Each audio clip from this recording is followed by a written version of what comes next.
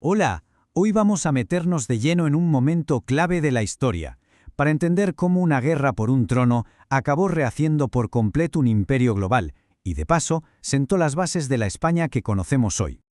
Vamos a plantear una pregunta que a principios del siglo XVIII literalmente hizo temblar los cimientos de toda Europa.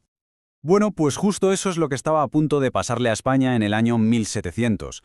La situación era crítica. Se muere el rey, Carlos II, el último de los Austrias, y lo peor de todo, sin heredero. Se crea un vacío de poder gigantesco. Y claro, toda Europa se queda mirando, conteniendo la respiración, porque sabían que se venía una crisis de las que cambian el mapa para siempre.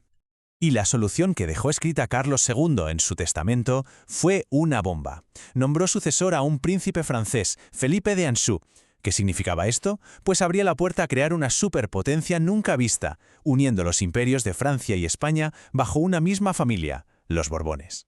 Imaginen el panorama. Una sola familia controlando dos superimperios. Esto hizo que saltaran todas, absolutamente todas las alarmas en el continente. Desde Londres hasta Viena, lo vieron como una amenaza directa a su existencia.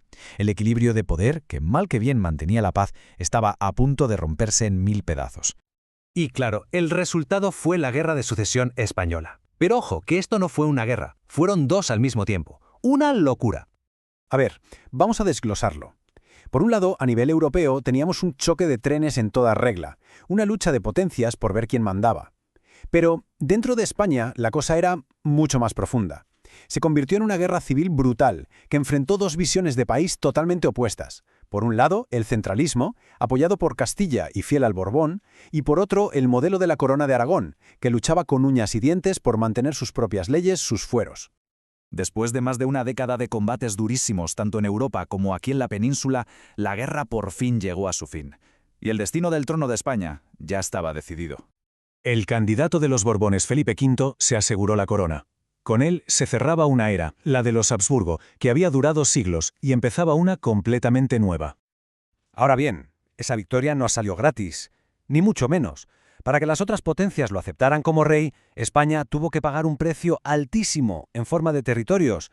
Y es que la paz de Utrecht básicamente descuartizó el imperio español en Europa. Miren la tabla.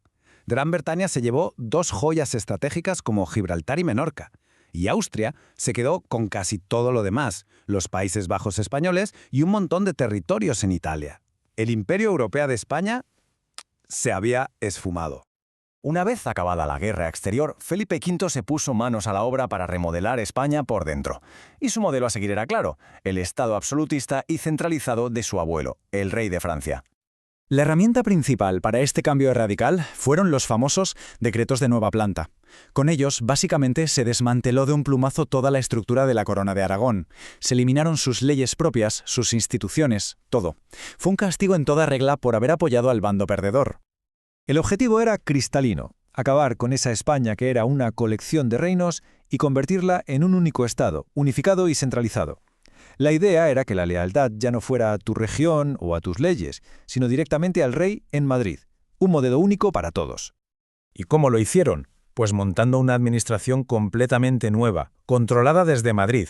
Aparecen las secretarías de Estado, que son como los abuelos de los ministerios de hoy. En las provincias ponen a los intendentes para controlar la economía y a los capitanes generales para el ejército, y en los ayuntamientos a los corregidores, para asegurarse de que se cumplían las órdenes del rey. Así se construyó la base de la administración moderna en España.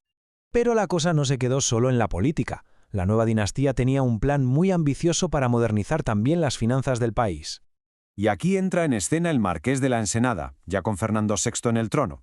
Este hombre propuso una reforma fiscal que era, para la época, absolutamente revolucionaria. Quería acabar con un sistema de impuestos que era un caos, totalmente injusto e ineficaz. La idea era simple, pero potentísima. Un solo impuesto para todo el mundo. Y lo más importante, que cada uno pagara en función de lo que de verdad tenía. Para hacer esto, claro, había que saber qué poseía cada persona.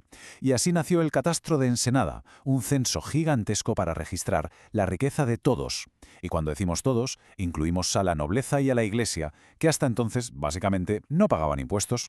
Era un planazo, sí, pero fracasó. ¿Por qué? Pues porque los de siempre, los privilegiados, los que iban a perder sus enormes ventajas fiscales, se resistieron con todo lo que tenían. La presión fue tan fuerte que el plan, al final, tuvo que guardarse en un cajón. Y es que, al final, toda esta historia nos enseña algo. Una cosa es cambiar las leyes de un Estado a golpe de decreto, y otra muy distinta es transformar la identidad de una nación, que es algo mucho, mucho más complejo.